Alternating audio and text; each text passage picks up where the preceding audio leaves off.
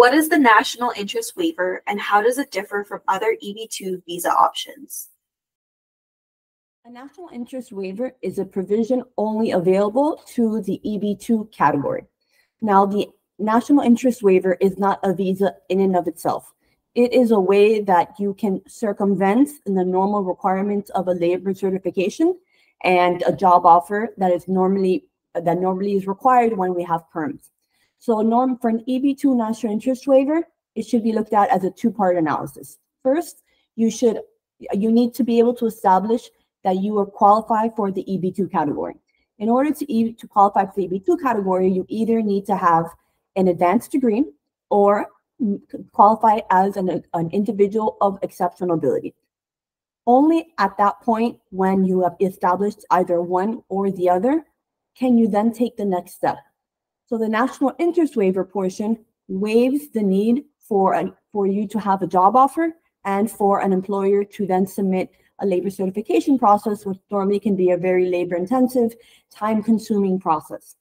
And with the national interest waiver portion, what you're stating is you're telling the government essentially that you have a certain skill set, a service, a goal, an endeavor that you want to impart on the United States, and that this skill set of yours, this job, this goal that you're going to propose for the United States is going to serve in the national interest and the benefits of the United States to such a degree that it would be beneficial for the United States to waive the requirements of the labor certification and for the job offer process. Now, one of the benefits with the EB-2 NIW is you do not need an employer. The regular EB-2 category, you are required to have an employer. You need to have somebody petitioning for you, offering you a job. With the EB-2 national interest waiver, you do not need an employer. If you have a job offer, that's a benefit. But you could be opening up your own company. You could be joining forces with another group. You could be imparting critical services into your country, but you do not need the employer to be able to proceed. So you can self-petition, which is another benefit that comes with the EB-2 national interest waiver. Can you explain the three-prong test required to qualify for an NIW? In order for somebody to qualify for an NIW, there is a three-step test that was dictated by courts in a case called Matter of Danossar. Now, this is a case that is used to evaluate whether a proposed endeavor is going to have national importance. Because this is not delineated in the laws or the regulations, and instead it's based off of case law, it is a bit more nuanced, but the courts have laid out a three-step analysis with three different prongs to assist in the evaluation on whether or not a foreign national's proposed endeavor has the possibility of having national importance. The first prong of this test says the proposed endeavor in the United States must have substantial merit and national importance. Although this is one prong, it is broken down in the analysis into two parts. First, an applicant must be able to demonstrate that the proposed endeavor has substantial merit. Substantial merit refers to the inherent value and significance of the proposed endeavor at large.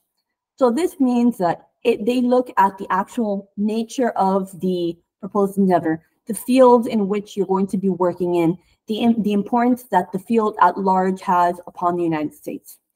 The second portion of it, the national importance, turns now more to the actual foreign national in particular. The national importance portion means that the beneficiary itself will be of considerable value across the United States and worldwide, imparting their skill set with their proposed endeavor.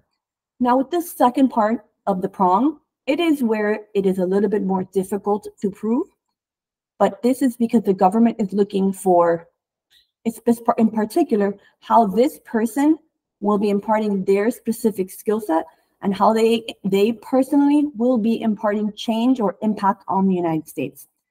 But together, those two will demonstrate the first prong, which is the substantial interest and the substantial merit and national importance. Now, developing national importance a little bit more, the courts have laid out additional tests that can be used in addressing whether or not a skill set of proposed endeavor has national importance.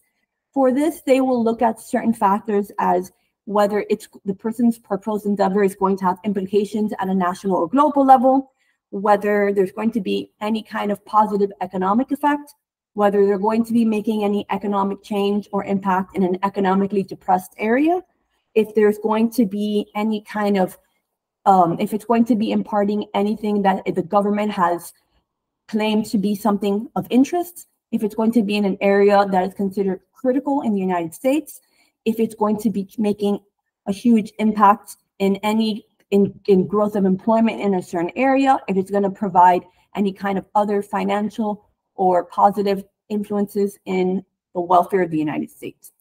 So that is the kind of factors that are used in determining and trying to demonstrate the importance part of the first prong.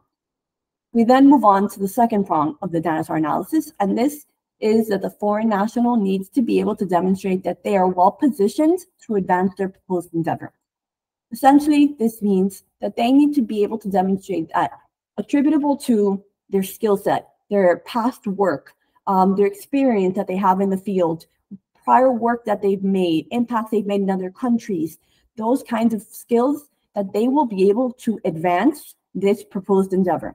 So the proposed endeavor needs to relate and be in line with the skill set of the actual beneficiary in order for them to be able to demonstrate that they have the skill set and the talents to be able to advance this proposed endeavor in the future.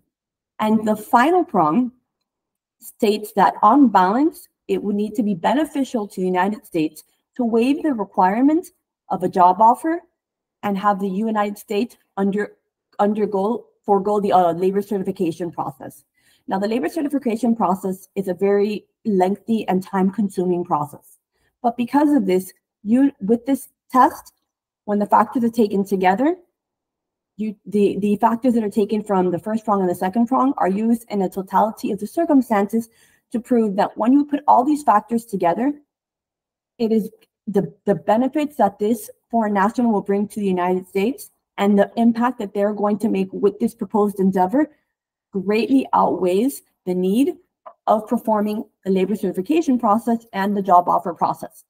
So in this national interest waiver, you're trying to demonstrate to the government that because of these factors, you have a skill set, you have a proposed endeavor, a job, you have some kind of talent that you want to impart in the United States that you're very well equipped to do, and that the United States would be of great benefit. It would be of great benefit to the United States, and the United States essentially would be at a loss if the nation would have to wait for you to go through the labor certification process before entering the United States. So this is the three-prong test that was enacted under matter of Danosaur.